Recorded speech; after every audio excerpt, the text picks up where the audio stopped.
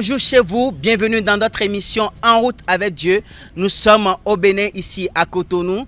Et aujourd'hui, je reçois pour vous spécialement un jeune chrétien, un ingénieur. Ne soyez pas étonnés, nous sommes en pleine épidémie du coronavirus. Oui, le virus a aussi atteint notre pays et nous prions pour que cela s'arrête à ce nombre de cas de personnes infectées. Et aujourd'hui spécialement, je reçois un frère chrétien, un ingénieur qui a créé un instrument génial pour nous aider à stopper l'épidémie du coronavirus. Je le laisse se présenter. Mon frère. Bonjour. Merci. Bonjour. Bienvenue dans mon émission. Je rappelle que je suis pas au studio. Nous sommes où ça? Nous sommes en atelier ici. Nous sommes en atelier. Nous sommes de soudure et puis on travaille. D'accord, merci beaucoup. Avant de placer un mot par rapport à l'épidémie, je me présente. Oui. Je m'appelle Lakoyon Fortuna. Je suis un entrepreneur. Je suis ingénieur, génie civil. Mais en marge de tout ça, j'ai appris la forge et bien après avoir étudié pendant longtemps, aujourd'hui j'ai la passion de revenir pendant ce temps d'épidémie, de pandémie j'allais dire, parce que ça a atteint vraiment tout le monde, de pandémie, du coronavirus, de penser à tout ce que je connaissais, tout ce que je pouvais faire. Et puis on a eu par la grâce de Dieu la possibilité de créer un dispositif de lavage des mains. Alors un dispositif de lavage de mains, nous allons y revenir. C'est vrai que le Saint-Esprit t'a donné vraiment cette vision-là de pouvoir créer quelque chose pour contribuer à l'arrêt de la propagation du virus. Alors déjà, nous avons constaté que nos frères béninois ne croient même pas à l'existence du virus. Ils ne croient même pas qu'il faut avoir des règles d'hygiène afin de limiter le nombre de contaminés. Nous avons réalisé un élément spécial. Nous sommes allés interviewer les gens dans la circulation ici à Cotonou, leur demander qu'est-ce qu'ils pensent du virus. Et voici leur réponse. Monsieur l'élément? On est ici quand on a entendu le nouveau virus coronavirus. Maintenant, ça a quitté, il paraît que ça a quitté la Chine. Chez moi, ça n'existe pas. Mais nous les Africains, moi je vois que ça ne peut pas nous atteindre. Non, c'est pas au Bénin. Je réponds au nom de Destin Bagidi. Depuis quelques jours, nous sommes face à une situation qui défraie beaucoup la chronique. Et il s'agit de la maladie du coronavirus. Pour nous chrétiens, nous savons que c'est des signes que Christ nous avait déjà annoncés. Ça va venir et nous devons être préparés pour ça. Oui, coronavirus, ce n'est pas fait pour les Africains. Non. Notre température, les Blancs ne peuvent pas supporter notre température par exemple. Ça as les attaques là-bas et ça va rester là-bas. Non, c'est pas au Bénin. On ne peut pas dire non, je ne crois pas à ça. D'abord, il y a un Dieu qui protège nous les Africains. Et vous voyez comment ça les attaque là-bas, non? Alors, qu'est-ce que tu penses de leur réponse? Tu vois des gens qui pensent que l'Africain est intouchable et que le virus n'est pas au Bénin. Qu'est-ce que tu penses de ça? Je pense que l'Africain a cette facilité de se trouver, de se voir au-dessus de beaucoup de difficultés dans le monde. Mais je voudrais demander à tous les Africains, notamment la communauté chrétienne, de ne pas être ignorants. D'accord, quand il y a un problème à la surface du monde, il faut être conscient. Donc pour toi, c'est de l'ignorance que de croire que l'Africain ne peut pas attraper la maladie et que la peau noire est tellement... Parce que d'aucuns pensent que, on dit c'est un truc des Blancs. Non, c'est qu'ils sont ignorants de ce qu'un virus peut atteindre. Du moment où on vous dit ça atteint tout le monde, c'est-à-dire que ça atteint tout le monde. Alors il faut en être conscient et être prêt à accepter sur les recommandations. Mais on voit même d'autres personnes qui disent que eux ils sont des chrétiens et qu'ils sont couverts par le sang de Jésus et qu'ils sont dans l'alliance de Jésus-Christ et que le virus ne peut pas les atteindre même s'ils sont exposés, qu'ils ne seront pas atteints. Qu'est-ce que tu penses de ça? Non, je pense que plutôt il faut dire que nous avons la grâce d'être couverts par le sang de Jésus. Oui. Mais également, Dieu nous demande d'être sages, d'accord, d'ajouter à notre foi la connaissance, la science. Mais quand on vous dit pour ne pas avoir telle maladie, suivez telle règle, je pense qu'il convient, d'accord, pour un enfant de Dieu, de respecter ce qu'on dit. Alors justement, nous avons pu contacter un médecin, un chrétien, une dame très gentille, et on l'appelle Sosa Anne. Elle est médecin et elle a accepté de se confier à nos micros. Sur l'élément rapidement, on revient. De nos jours, nous voyons une pandémie, voire une épidémie qui est en train de sévir le monde entier. Et j'aimerais dire à la population que ces cas existent réellement. Ça existe. Je vous dis que réellement la maladie est dans le pays. c'est là et nous sommes en train de traiter ça de façon sourdine pour ne pas trop affoler la population. Donc, chère population, je vous dis, les mesures d'hygiène que nous avons mis en place, le lavage des mains, la décontamination avec des gels hydroalcooliques, ne pas se serrer les mains, éviter d'être trop serré, avoir une distance d'1 mètre, c'est réel. Je crois qu'il faut la pratiquer. Jésus est mort sur la croix pour nous, pour que nous ne soyons plus malades. Oui, c'est une réalité. Mais ça n'empêche pas que tu prennes ces mesures-là. Si nous pouvons prendre les mesures que le gouvernement nous a ordonnées, je crois que ça va se limiter. Il n'y aura plus de propagation. Donc, je nous recommande à la grâce de Dieu et que la protection de Dieu soit sur tout un chacun de nous. Alors voilà un médecin chrétien qui vient de donner son avis. Qu'est-ce que tu en penses, Fortuna? Je pense qu'il faut respecter ces personnes en la matière. Ils savent ce qu'il convient de faire. Nous sommes couverts par le sang. Je précise ça. Nous sommes couverts par le sang de Jésus. Je suis couvert. Nous sommes tous couverts par le sang de Jésus. Mais il faut respecter ce qui convient. Les règles d'hygiène. Comme vous circulez vous roulez votre moto ou bien votre voiture, il y a le code de la circulation. Bien sûr. Et bien que vous soyez chrétien, vous ne serez pas atteint par le danger, mais cela ne vous dispense pas de respecter le code de la circulation. Donc c'est la même chose que nous devons faire pour ce que nous vivons en ce moment-ci. Aujourd'hui, les gouvernants ont pris une décision, la fermeture des églises. Qu'est-ce que tu en penses? Je pense que nous luttons. Je lutte personnellement et comme plusieurs personnes contre cette décision dans la prière parce que c'est maladroit. C'est comme s'il y a la guerre qui vient sur le peuple béninois et on dit aux habitants béninois rentrez chez vous et on dit également aux militaires vous aussi rentrez chez vous, fermez les camps. On ne peut jamais dire ça. Okay. Alors justement nous avons pu contacter quelques serviteurs de Dieu et qui nous ont parlé de l'impact de cette épidémie sur l'Église. On la suit? Nous devons nous assurer ou nous devons faire plus d'efforts. Et en ce moment précis où le coronavirus est en train de faire trembler les rois, les présidents, les ministres, tout le monde entier, c'est le moment où jamais nous devons beaucoup plus prier. Je précise bien, ce sont des choses prédites par Dieu. Et le moment est arrivé, Dieu a donné son accord. Dieu n'a pas de coronavirus avec lui, pour nous frapper avec. Dieu a donné son accord et le diable a reçu le feu vert. Des papiers coronavirus dans le monde. C'est exactement comme ce qui s'est passé avec Job. Satan dit à Dieu, oui, tu le protèges, tu le bénis. Et Dieu a donné la permission à Satan d'aller attaquer. Alors, pourquoi Dieu a donné la permission qu'il y ait coronavirus? Regardez notre monde dans lequel nous sommes aujourd'hui. Aujourd'hui, qui parle encore d'homosexualité? Les gays sont où? Qui parle encore de la loi sur l'avortement? Qui parle maintenant aujourd'hui de la sexualité qu'il faut apprendre aux élèves à l'école? Le monde est devenu quelque chose. Et le propriétaire, c'est normal que le propriétaire se lève. Alors je dirais aux enfants de Dieu, que vous veillez ou pas, ce qui se passe est une prophétie qui est en train de s'accomplir.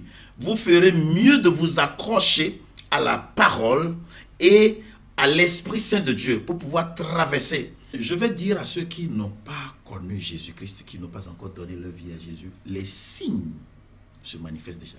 Courez vite. Allez et donnez votre vie à Jésus. Ceux qui sont déjà chrétiens et qui menaient une vie de froideur ou de tiédeur, non, il faut qu'on soit bouillant. Et ceux qui étaient déjà en Christ et qui sont toujours en Christ, n'ont pas leur conscience, qui ne leur reproche rien, restez accrochés à la parole, priez, gardez votre communion avec le Saint-Esprit et nous serons plus que vainqueurs. Que Dieu vous bénisse. La fermeture des portes de l'église au Bénin est une précaution que les gouvernants sont en train de prendre pour arrêter la saignée, arrêter la propagation, selon les différents entretiens que nous avons eu à tenir avec les gouvernants.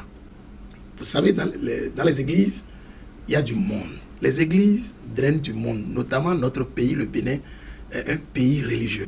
Chaque dimanche, quand vous entrez dans n'importe quelle ville du Bénin, c'est la course. Tout le monde, les voies sont remplies parce que chacun se dirige vers son église. Donc les gouvernants ont estimé que quand nous réunissons dans les églises les dimanches, nous faisons la foule très bien. Nous chantons, nous dansons, les gens se côtoient, se frottent les uns les autres. Et c'est ça le nœud même, ce contact qui crée la contamination. Il ne faut pas aussi oublier de le dire, puisque nous parlons de crise économique que ce phénomène, en tout cas, ce virus va amener, en tout cas dans le monde entier. De la même manière, il ne faut pas avoir le froid aux yeux de le dire, cette fermeture aussi des églises a créé des crises financières, puisque certains sont habitués à aller payer leurs dîmes ou donner leurs offrandes à l'église, et ils n'avaient pas l'habitude de les donner à qui que ce soit que dans le temple, dans les offrandiers de l'église, dans le corbeil d'église, tout ça là, et voilà, du coup c'est supprimé. Il va falloir les réorienter et les apprendre. Voilà un peu d'autres impacts que nous pouvons dire, et il y a lieu de le dire. Mais nous avons quand même pris des dispositions quant à nous, spécialement dans les messagers de Dieu, et nous avons organisé notre communauté à aller dans les cellules. Donc déjà, nous avons des cellules qui se regroupent dans les maisons. Chaque semaine, les gens se regroupaient dans leur maison avant cette crise. Donc du coup, lorsque la crise est intervenue, nos gens n'ont pas de difficulté, les messagers de Dieu n'ont pas de difficulté du tout à se retrouver en famille et à prier entre eux et à faire la même chose qu'on a l'habitude de faire à l'église. Avec ces cellules-là, je suis en contact avec toute la communauté. Et de l'autre côté, nous remercions le Seigneur pour la technologie. Nous sommes en contact aussi avec eux par des cultes en ligne que nous faisons. Et puis je me rappelle que dans un passé récent, les voix se sont levées pour condamner l'Internet, pour condamner etc., la technologie, que ça ne vient pas de Dieu, mais voilà, nous n'avons pas d'autre choix aujourd'hui que d'être en contact avec nos fidèles, avec nos membres, avec nos communautés, qu'en ligne. Alors Fortuna, tu vois, les pasteurs, ils ont beaucoup parlé, hein? Oui. On constate que vraiment l'église est touchée. Aujourd'hui, ils auront du mal à avoir le paiement des dîmes, des offrandes, tout ça.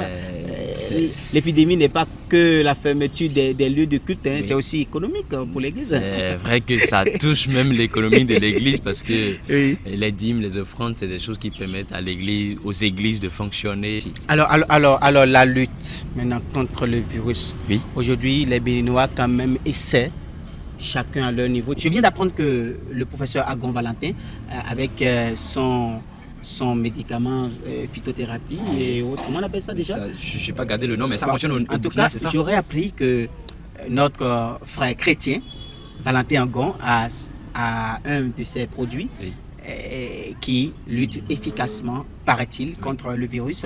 Nous allons y revenir dans notre prochaine émission et essayer de fouiller. En tout cas, les Béninois aussi essaient, comme toi, de lutter contre ce virus. Parle-nous un peu de ton dispositif de lavage de mains. Voilà, c'est important, chacun doit lutter, c'est normal. Donc nous avons travaillé à créer un dispositif de lavage des mains qui en fait évite la réinfectation. Oui, je rappelle que nous sommes nous sommes actuellement sur ton lieu de travail. Derrière, nous avons le dispositif. Et nous avons réalisé pour toi, rien que pour toi, un élément qui parle de ton dispositif de lavage de mains. Nous sommes allés dans l'atelier juste derrière nous pour voir comment est-ce que vous fabriquez le dispositif. On passe l'élément.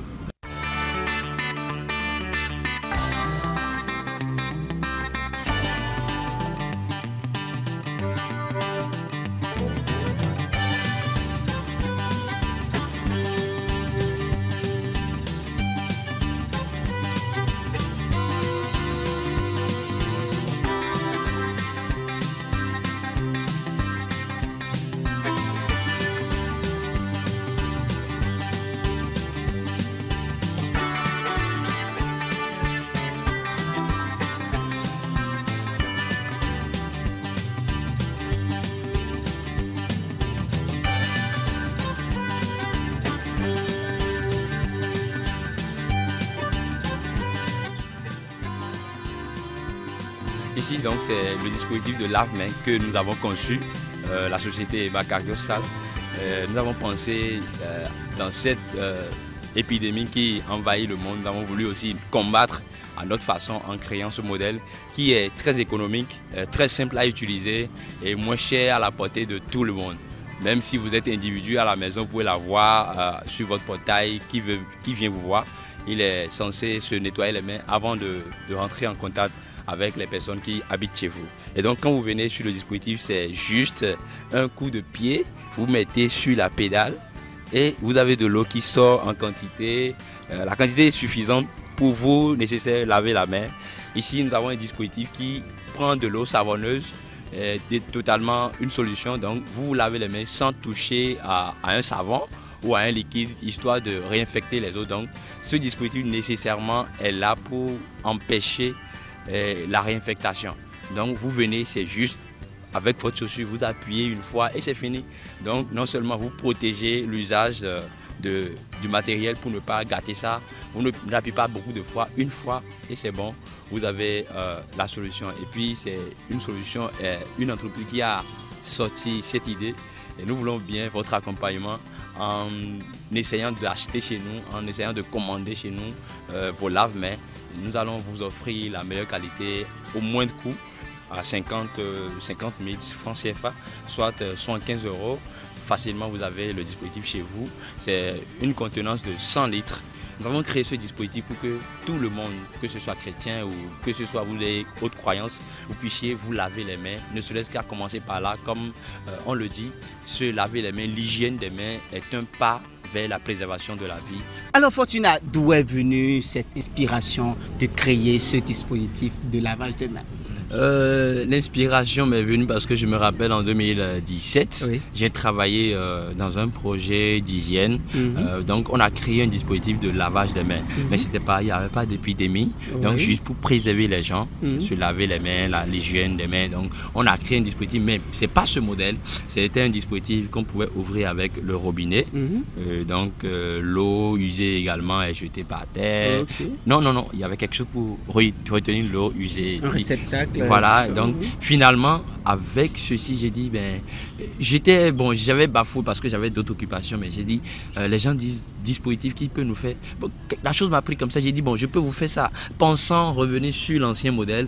Mais quand je voulais maintenant m'asseoir et revoir, me rappeler un peu de ce qu'on avait fabriqué, tu m'as dit, non, mais regarde, ça, ceci, ça ne vous avantage pas en cette période-ci. Donc, il faut créer quelque chose qui écarte. Et c'est là que tu as eu l'inspiration, tu nous as sorti ce joyau-là, ce dispositif qui nous permet d'arrêter la propagation du virus. Ok, merci. Donc, frère, on peut dire, mon frère Fortuna, c'est bien ça.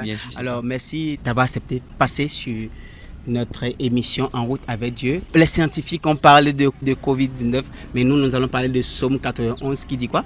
Le Psaume 91 dit quoi? Celui qui demeure sous l'abri du Très-Haut repose à l'ombre du Tout-Puissant. Du Tout-Puissant. Donc nous sommes couverts par le Tout-Puissant et nous savons que le virus ne pourra pas nous atteindre, mais ce n'est pas une raison pour ne pas respecter les règles d'hygiène. Alors, nous sommes en route avec Dieu depuis le Bénin. Nous venons de parler de cette épidémie de Covid-19, de ce virus, coronavirus, qui est en train de semer la zizanie dans le monde entier. Et notre pays, le Bénin, est aussi touché. Sur ce, je vous dis, en route avec Dieu. Ok, bye bye. Au revoir. À la prochaine. Shalom à vous.